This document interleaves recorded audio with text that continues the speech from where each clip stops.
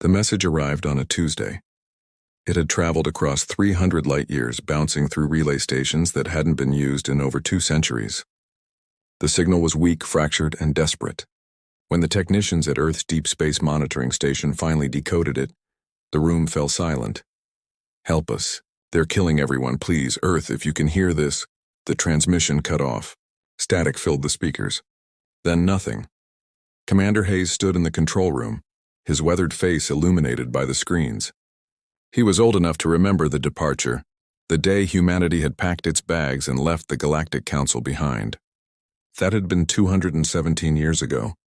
"Play it again," he said quietly. The technician obeyed. The voice crackled through once more. It was human, young, terrified. Hayes closed his eyes. Behind him, the other officers exchanged glances. Nobody spoke. They all knew what this meant. Earth had isolated itself from the galaxy after the Council's betrayal. Humanity had offered friendship, technology, and aid.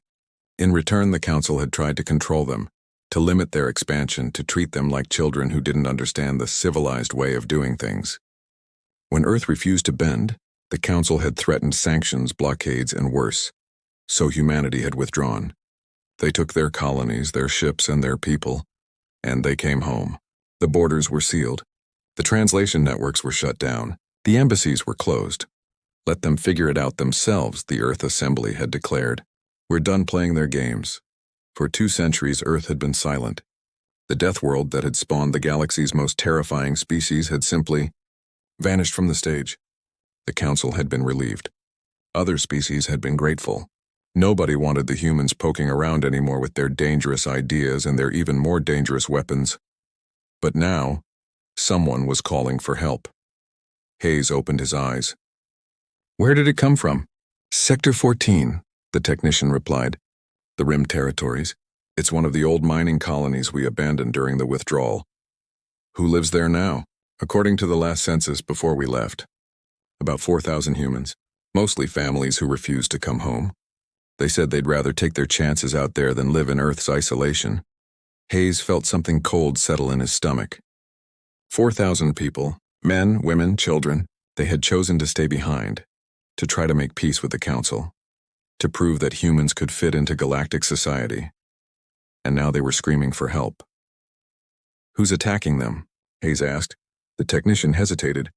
"We don't know, sir. The message was too broken, but..." He pulled up a star map. "That sector has been marked as contested territory for the last decade. The Krell Empire has been expanding aggressively. There have been reports of them raiding independent colonies for resources and slaves. The Krell." Hayes knew them. Everyone knew them. They were warriors, brutal, efficient, and utterly without mercy. Their empire had swallowed dozens of smaller species over the past century. The Council had done nothing to stop them. Some said the Council even encouraged it, as long as the Krell didn't touch Council worlds. "What about the Council?" someone asked. "Are they responding?" Hayes barked a bitter laugh. "The Council doesn't care about one human colony. They probably don't even know it exists anymore. To them, we're all gone. Ancient history. So what do we do?" Hayes turned to face his crew. Young faces, mostly. None of them had lived through the departure. They had grown up in Earth's silence, trained to monitor a border that nobody ever crossed. They had never seen war, never seen what humanity was capable of when pushed. "We forward this to the Assembly," Hayes said, "and we wait for orders." "And if the orders are to ignore it?" another officer asked quietly. "We cut ties with them. They chose to stay. That was the agreement." Hayes looked at the star map, at the tiny blinking dot that marked the colony. 4,000 people, calling out into the void, hoping that someone, anyone, would hear them. "Then we ignore it," he said, but his voice was hollow. The message played one more time in the background, a ghost crying out across the darkness. "Help us. They're killing everyone. Please, Earth, if you can hear this." The room remained silent. Outside, beyond the station's walls, Earth turned peacefully in the void. For 200 years it had been sleeping, but somewhere, deep in the halls of power, old instincts were beginning to stir. The Assembly met within 6 hours. The chamber was deep beneath Geneva, carved into solid rock during the isolation wars. It had been built to survive anything: nuclear strikes, orbital bombardment, even planetary invasion. The founders had been paranoid, but they had also been right. Earth needed to protect itself. President Malik entered the room with heavy steps. She was 53, gray-haired and tired. She had spent her entire term managing trade disputes and resource allocation. Nothing had prepared her for this. The hologram flickered to life in the center of the chamber. The message played. The terrified voice echoed off the stone walls. "Help us. They're killing everyone, please. Earth, if you can hear this." Silence followed. 30 representatives sat around the circular table. Some looked angry. Others looked sad.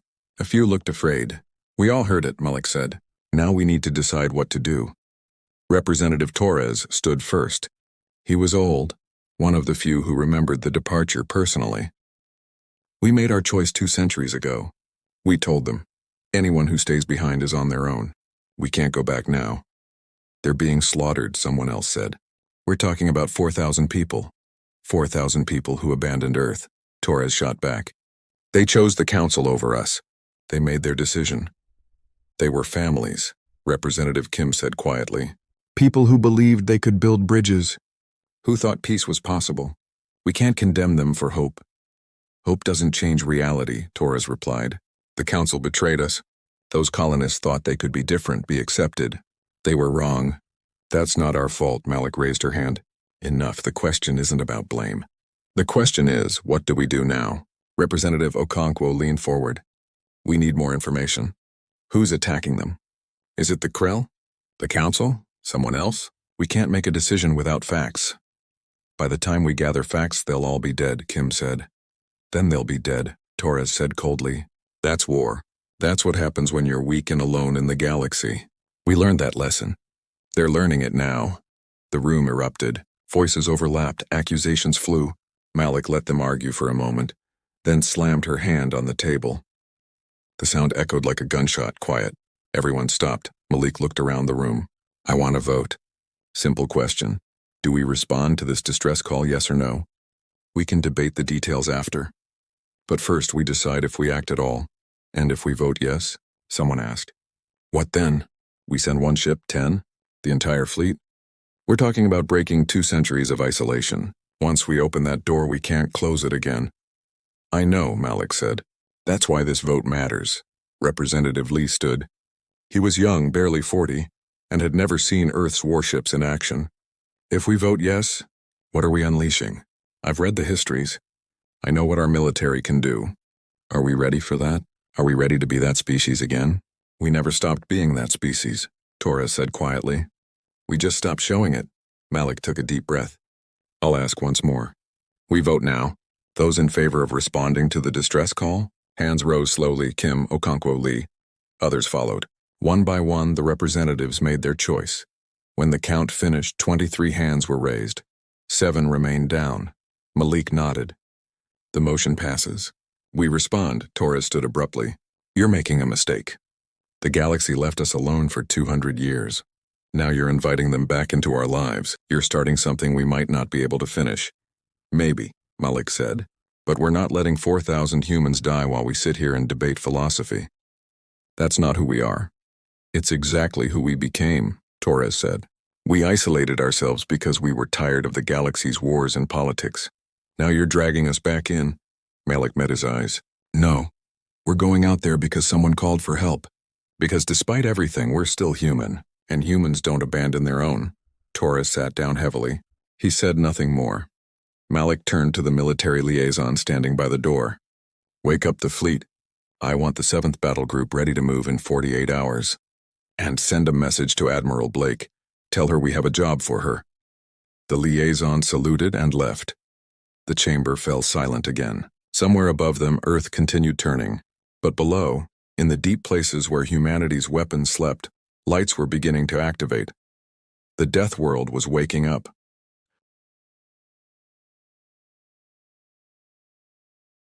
Admiral Blake received the message while standing on the observation deck of the Titan's Hammer. The ship hung in orbit above Mars, one of 50 dreadnoughts that formed Earth's defensive perimeter.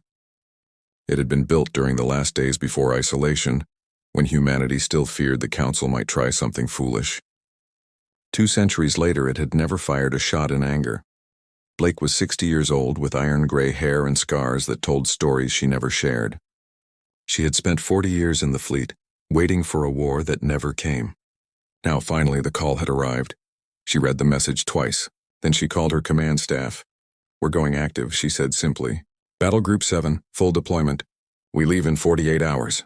Her second officer, Commander Patel, looked stunned. "All of it? The entire battle group?" "All of it. 7 dreadnoughts, 20 cruisers, 40 destroyers, support vessels, and marine transports, everything. That's a war fleet, Admiral. That's enough firepower to level a star system." Blake smiled thinly. "I know exactly what it is, Commander. And I know exactly what we're going to do with it."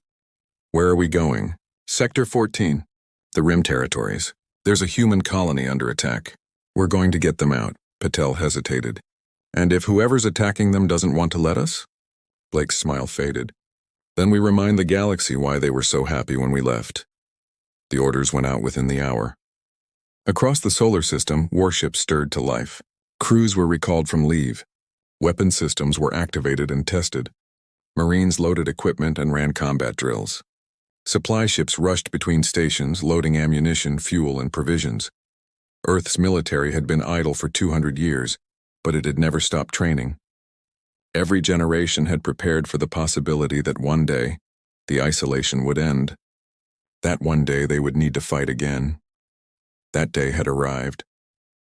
Blake stood in the war room, studying the holographic display. Sector 14 was 300 light-years away. At maximum speed, they could reach it in 2 weeks. But they would be crossing Council space to get there, passing through territories controlled by species that had spent 2 centuries forgetting what humanity was capable of. "They'll demand we stop," Patel said, reading her thoughts. "The moment we cross the border, the Council will send envoys, warnings, threats." "Let them," Blake said. "We're not asking permission. This could start a war." Blake turned to face him. "Commander, we've been at peace for 200 years. Do you know what that means? It means an entire galaxy of species has grown up without ever seeing us fight. They've heard stories, read histories, but they don't really understand. They think we were just another aggressive species that got put in its place. And now we're going to show them differently. Now we're going to show them the truth. That we left because we chose to. Not because we had to. Not because we were afraid. We left because we were tired of their politics and their rules and their endless bureaucracy. But we never stopped being dangerous." She pulled up the tactical data on the colony. The images were grim. Orbital scans showed fires burning across the settlements. The population centers were silent. Whatever had happened there, it had been brutal and fast. "How long ago was the message sent?" Patel asked quietly. 3 weeks. It took that long to reach us through the old relay network." "Then they're already dead." Blake's jaw tightened. "Probably. But we're going anyway, because the people who did this need to learn a lesson, and because the galaxy needs to remember what happens when you touch humanity's people.